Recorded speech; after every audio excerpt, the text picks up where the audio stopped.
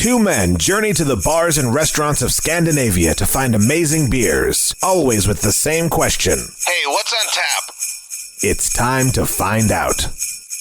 Welcome to day 21 of the What's on Tap Advent Calendar Bonanza of Joy and Festivities. We are really close to Christmas Eve now. We are. We can almost feel it upon us. The Christmas spirit has entered. Have you fully embraced your inner Mariah Carey at this point? Yes. Nice. Last Christmas. Nope. That's Wham. But it's a better song. Yeah. All I want for Christmas is beer. It's all anyone wants for Christmas. Yeah. It's beer. And so my mom asked me, like, what do you want for Christmas this year? Beer. I'm just like, beer. And she's like, why do you want a six-pack of Budweiser? And I'm like, I will kill you, woman. yeah. It's like, that's the equivalent of coal in your stocking. I am absolutely certain that this conversation happened. Yeah, it has. Actually, I did do that one year, and it's like, because she was living in Florida, and I was just like, well, I want you to go, and I want you to give me these beers. And she found like two. Yeah. I don't know what she was doing. All right, let's tear this open. Let's see what we got. Ooh, it's a can. It is from Siren. We haven't had Siren in a long time. We haven't had Siren. We've had this conversation before about what happened to Siren in like Beaverton and Beaverton got bought by a big corporate. Yeah. But there was another one too that used to be everywhere. But Siren was one that was around for like 5 years ago. Yeah. They were pretty common. You could find a lot of their stuff on the shelf in different locations, and then they just kind of went poof. They vanished into the night, and this is pre-Brexit issues, so you can't blame it for that. Exactly. But this is an imperial stout. It's called Origin Story. Ooh, and it's got the constellations as the artwork. I'm really liking that. Yeah. And it's very textured, so you've got this light grit, sandpapery kind of texture, and then you have the smooth logo in the center. This is and really nice. if I remember correctly, it's been a while since I wrapped it. I think this is just an imperial stout. With more than 20 specialty malts, 2 separate mashes, and 3 oak varieties. This is a return of one of the most ambitious recipes we've ever attempted. Expect caramel, honey, nuttiness, chocolate, coffee, and subtle smokiness all coming through with refined depth. Rich residual sugar balance with oak tannins to keep this beer drinkable. Moorish and spectacularly flavorsome. So oak tannins, but they didn't say it was oak aged. Well, 3 oak varieties, but it doesn't say oak aged. In particular, it doesn't say oak varieties. I heard oat. No. Well, let me double check. Nope, oak. Okay, fair enough. It's 10% ABV, and it is vegan friendly, so there's no fish scales involved in the making of this. So, I want that pop. Once you pop, you can't stop. All right. Yeah, this is a very much a traditional stout. Just a straight up imperial stout. Big, thick mocha coffee foam. Yep.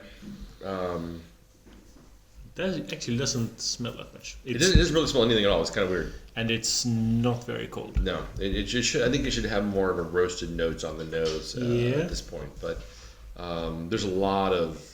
I mean, the head is really rich and almost kind of like a Guinness thickness to it. I mean, it's a meaty looking head on this stout. Probably one of the most I don't know, carbonated stouts I've seen in a while. Because a lot of these days when you get stouts, they not a lot of carbonation, or if it does have carbonation, it resides very, very quickly. But this is really lingering.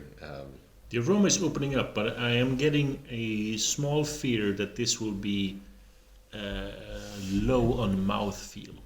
I have a sneaking suspicion that we will say, it could be thicker. Well, let's find out.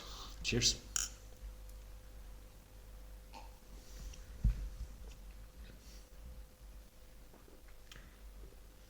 I am getting the oak tannins for sure. A bit of oak tannins, Yeah. sure. little bit of like licorice and chocolate. A lot of licorice and chocolate, which is coming off of the oak tannins as well. I think you're right on the mouthfeel. It is a little thin compared to what we have been having, but I also think it kind of makes it kind of drinkable, because it doesn't feel like you're pouring a 10% ABV beer down your throat. It's pretty pleasant. Frequent listeners will know that I never mind when a stout goes into licorice territory. It isn't licorice. It is the national flavor of Sweden, so Yeah, of course. but it's not licorice that we're getting out of this. It's some kind of combination of flavors that it's the heavily roasted malts combined with the tannins from the oaks. Yeah, that just reminds me of licorice flavor, but it's actually not.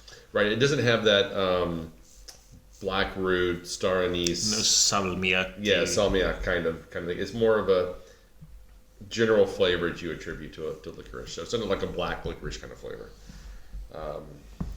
It's quite actually it would probably go pretty well with the Christmas table. It really would, because it's really light. There's a bit of the tannins give it a little bit of a fruitiness to it. Mm-hmm. Kind of lift it a little bit. You got a lot of rich roasted malt notes in the aftertaste. Yeah, this is really good. But I don't know why you would need 20 specialty malts. Yeah, it feels like it's a lot of overkill. And when you say 3 oak varieties, that to me says that this was not aged on 3 separate barrels. It was probably not barrels at all. You probably included oak spirals, French oak spirals, and some kind spirals of or cubes, something like that in there. So it's aged on oak, but it's not in oak barrels or oak. No barrel aging on this, which is what makes it very dry in the finish. Yeah.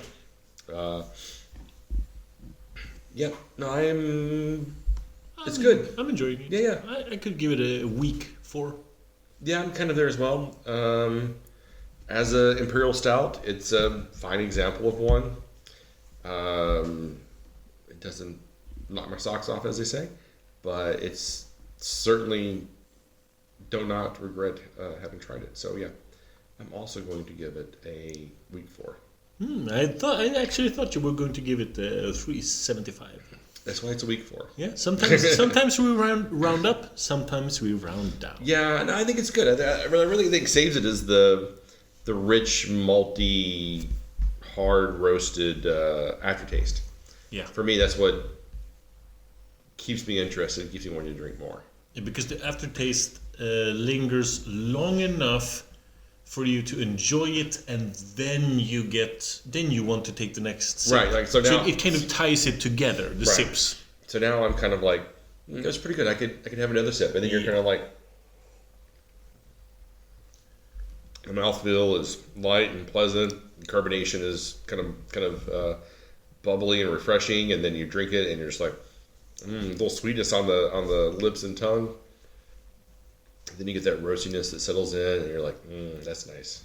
Exactly. We've had this discussion before about length of aftertaste, because some beers, the aftertaste just disappears immediately. Mm-hmm. But you're not ready to take another sip, because we have our like the rhythm of sipping beers, and then you get into the phase where the aftertaste is disappeared, but you're not ready to take the next sip. So you're just sitting there with no sensation of the beer. And I get that a lot with like sour ales sometimes, where they just finish really dry, and then you're just kind of like, this is going to be a struggle to finish.